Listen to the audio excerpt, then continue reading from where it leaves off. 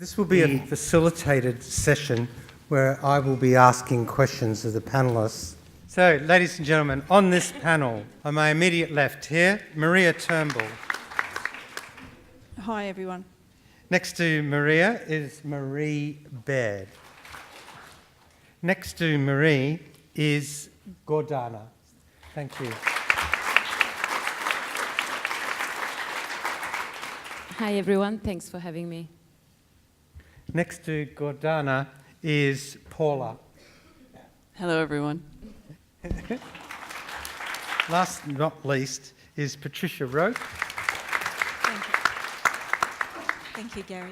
So, Patricia, we'll go to you first. What are the key characteristics of the WDP scheme? Thanks, Gary. There are a number of key characteristics to the WDP scheme. Fundamentally, it's a new initiative in Victoria. It provides additional options to vulnerable people in our community.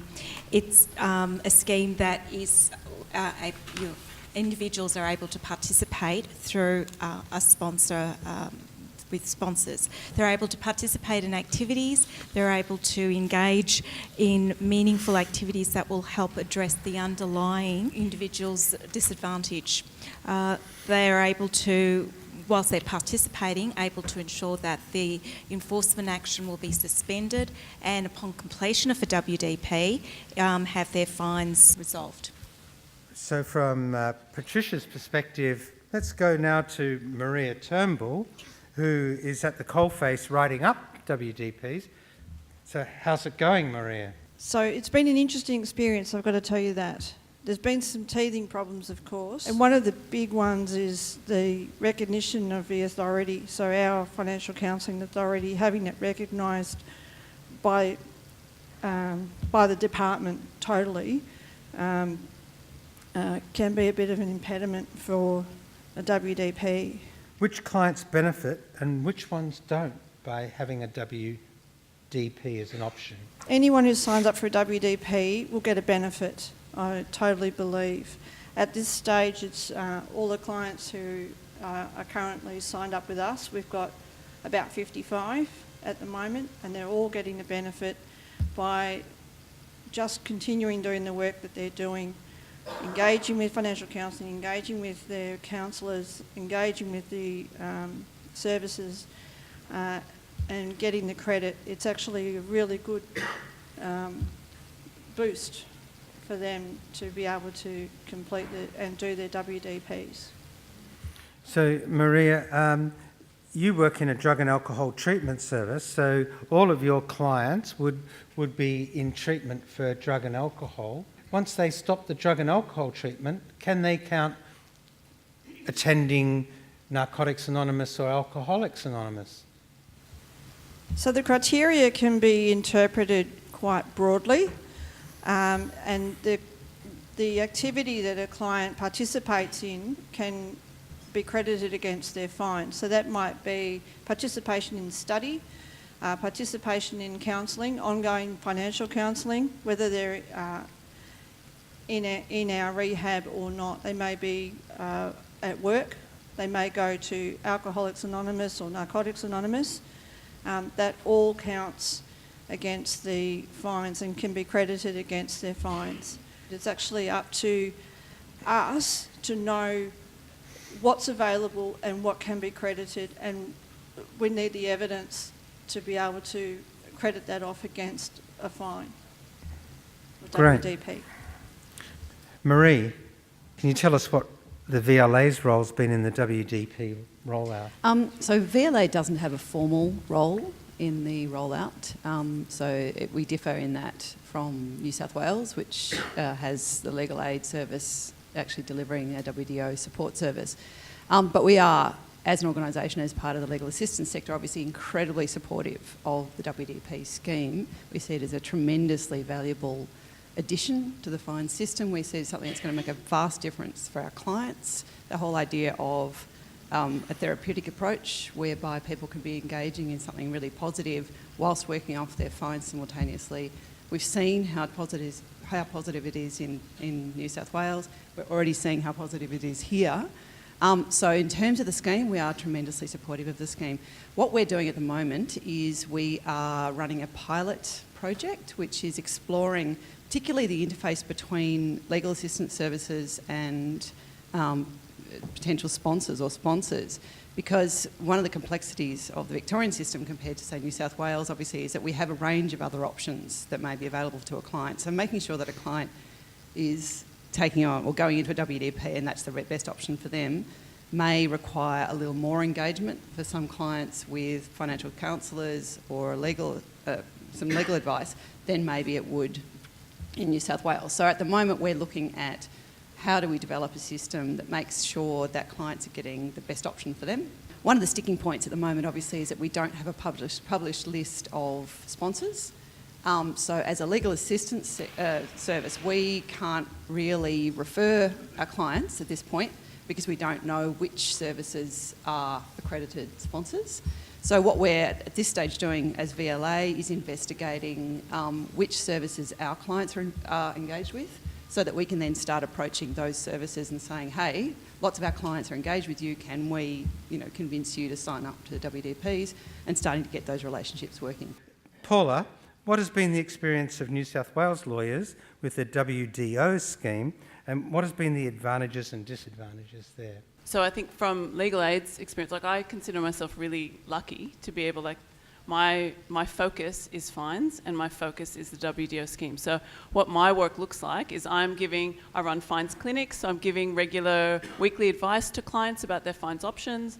I'm actively contacting potential WDO sponsors or existing WDO sponsors, offering training, offering support for sponsors. And I think one of the advantages of that is we have what the earlier speaker was talking about in terms of that face-to-face contact. We have experience of clients who are going through various stages of hardship. We have that local presence where we're able to feed back systemic issues further up. And our core focus is on the best interests of the client. So we're working in partnership with our equivalent of what will be Fines Victoria, so Revenue New South Wales, to really make sure that we're feeding up the things that need to be changed. So I think that's a real advantage. For WDO participants, the advantages are amazing. We have cleared, we just hit the $100 million debt clear. It's pretty amazing. There's 3,000 sponsors, and it creates this sponsor network. I think that's one of the advantages, is that we do have a public register, but I think what Patricia was saying, each of the sponsors can decide whether or not they want to be on that register.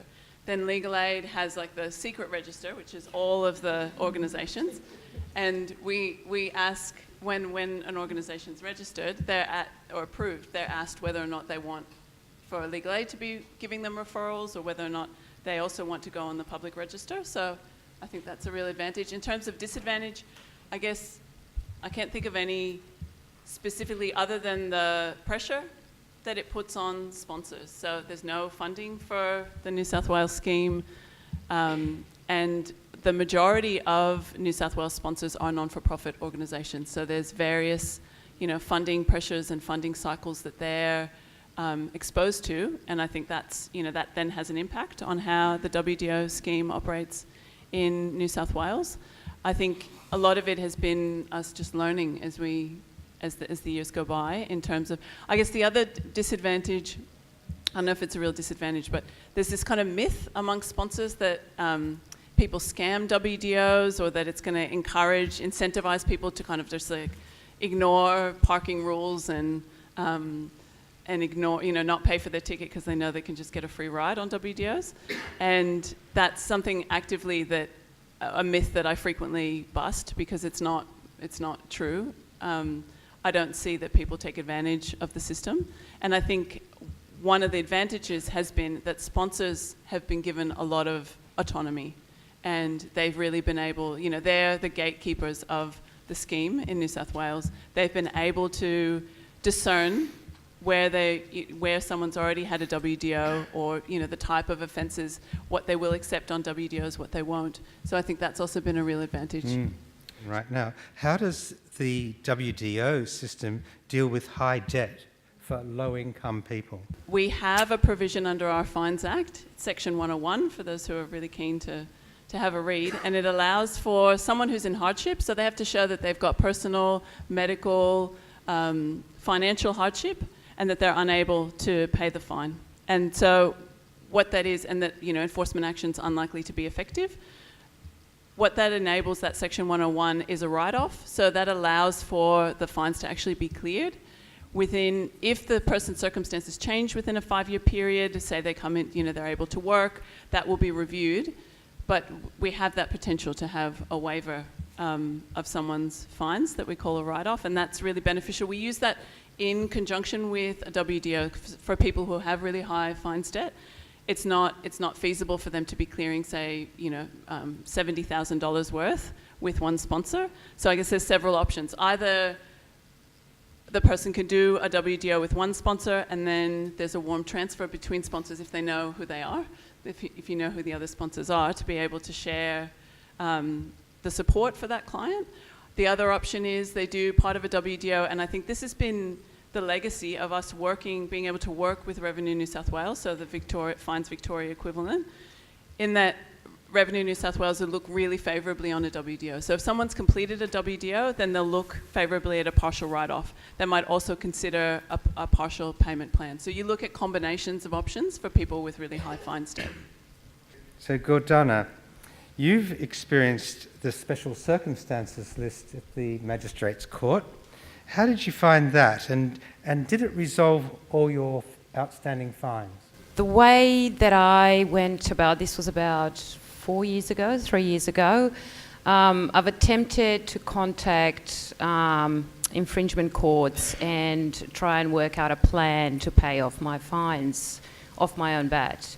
And I found it to be a struggle because I was getting switched onto at least 3 numbers, and every time I called, they would put me onto another number, and so I was just getting passed along, and time was passing, and my life circumstances do not really allow me to sit on the phone for hours on end every day. And so after a few attempts, and about 6-7 months has passed since my first attempt to resolve my fines, I went and saw Gary at Odyssey House and seeked out financial counselling, which then took us to court.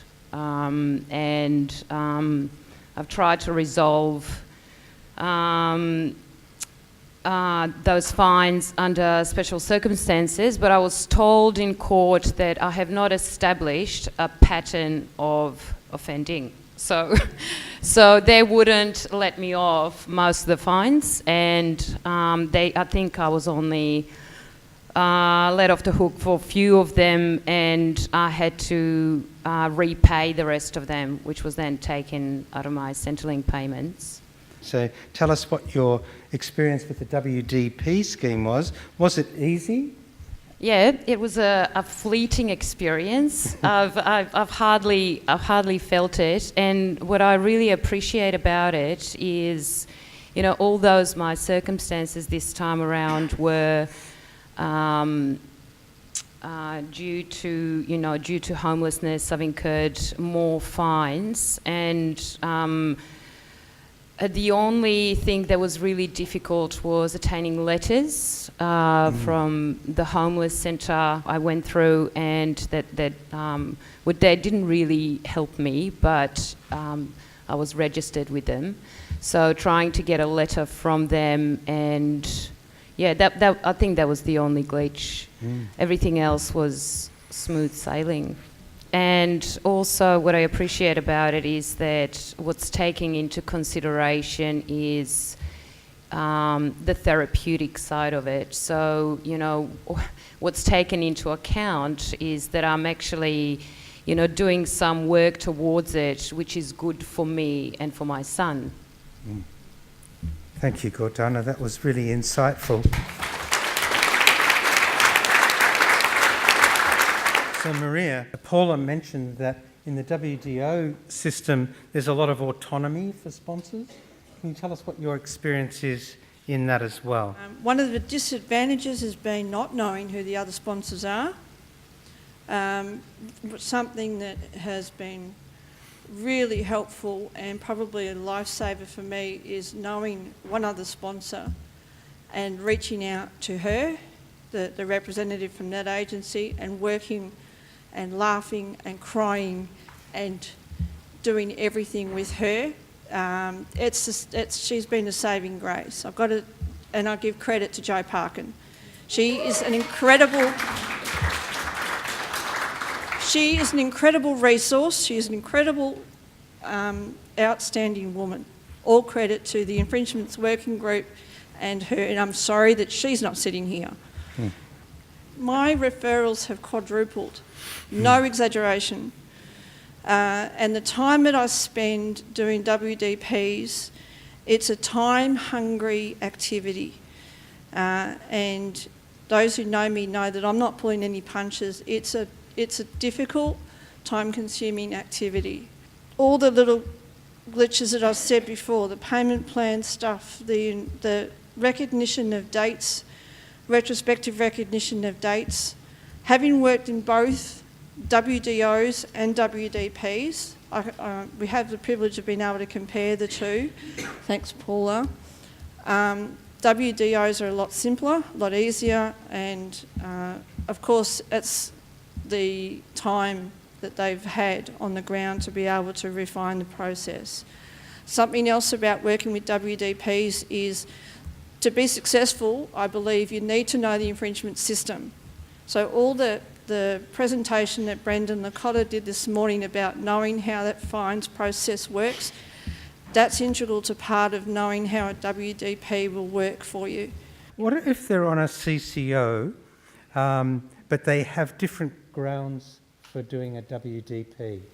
So the WDP is a voluntary activity. So if someone's already on a community, order or court order, and they're instructed to do certain activities under that, they can't undertake a WDP. But if they, as an example, if it's their order is for drug and alcohol, and they do financial planning, that can be put onto a WDP. So it's a voluntary, they can participate in that framework. So someone on a CCO can do the undertakings of that CCO, but if they meet another criteria for a WDP, they can do that.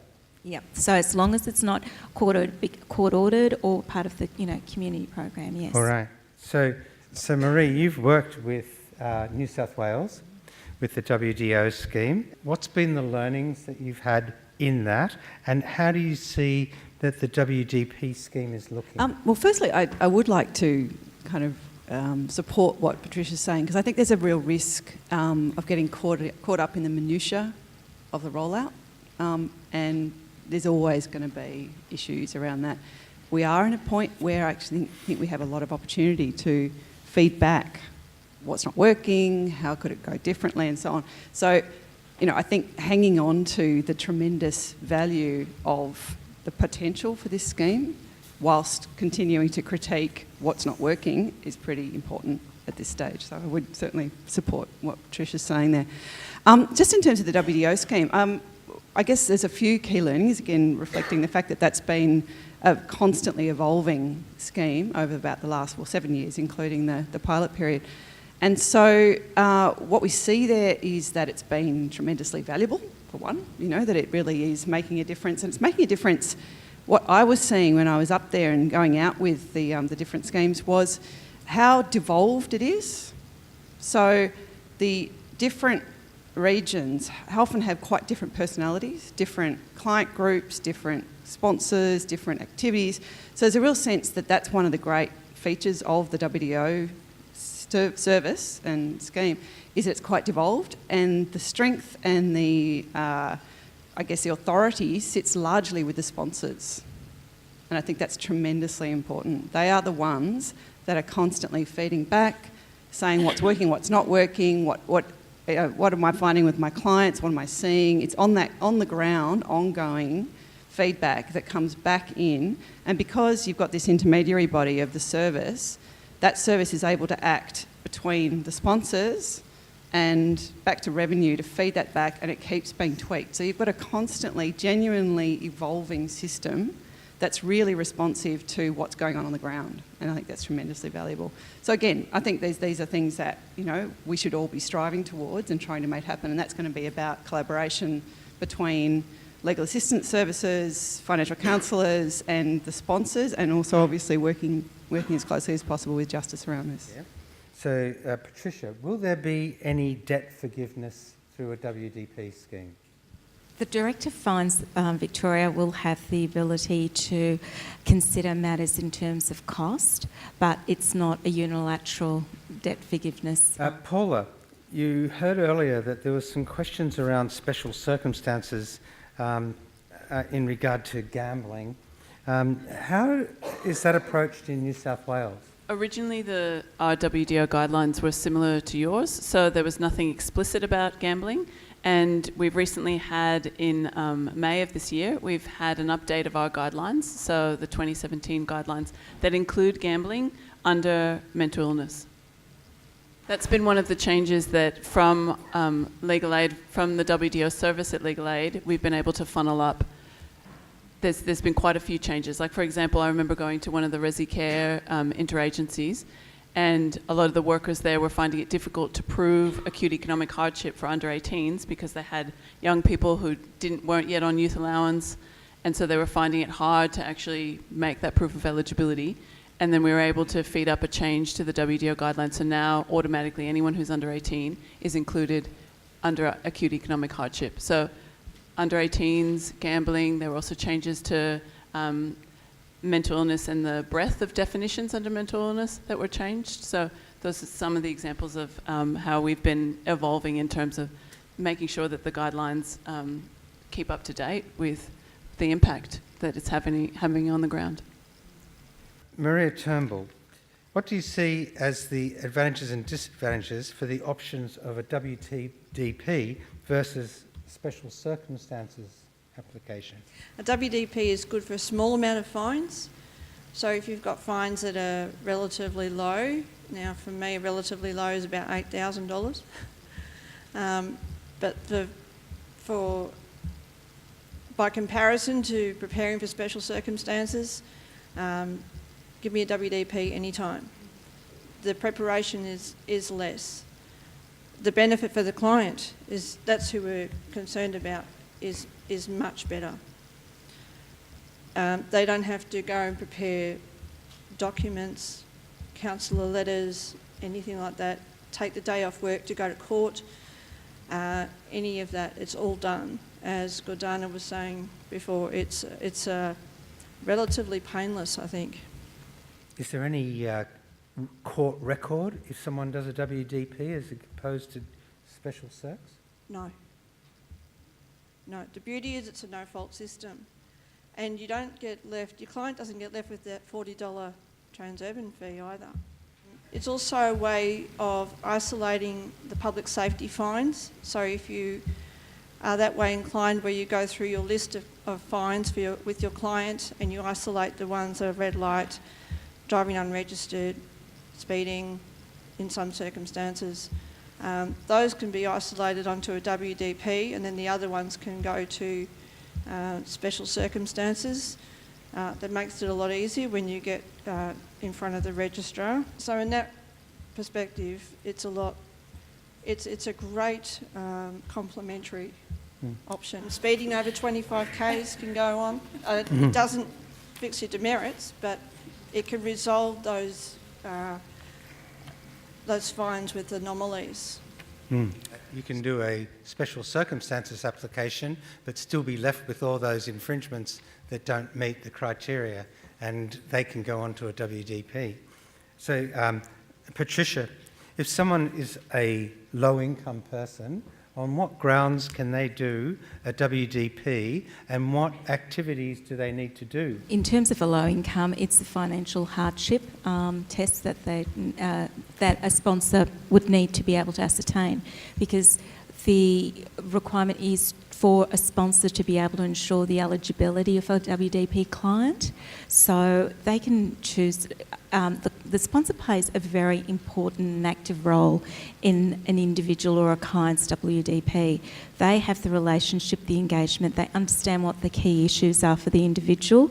They will develop a program or a plan to assist the individual, so they can either do courses, they can do unpaid work, mentoring programs, whatever suits the individual client's underlying issues.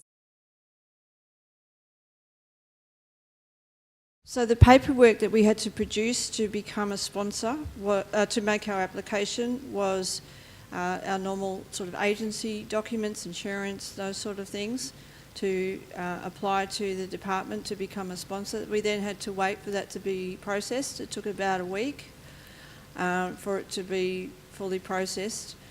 We were the first sponsor, from what I understand, and we had the first WDP which in the state, which I'm sort of quite proud of. And the process is actually quite easy. It's the maintenance that takes up the work. It's time consuming, like I said. It's a very time hungry process. At times I've said it gets in the way of my work. One of the benefits, I was just sitting here thinking, one of the benefits for financial counselling in all this is we've been able to negotiate with the department about recognition of financial counselling. So as a lot of you are aware, our work starts when the client leaves. We also get recognition for that work that we spend, the time we spend doing client work for the client, as well as the client doing work for themselves when they're not with us. So the average ratio is about 1 to 3. For every 1 contact hour, we get recognition for 3 non-contact hours. And that counts into a WDP, which I think is quite significant, and I applaud the department for recognising that as part of the process.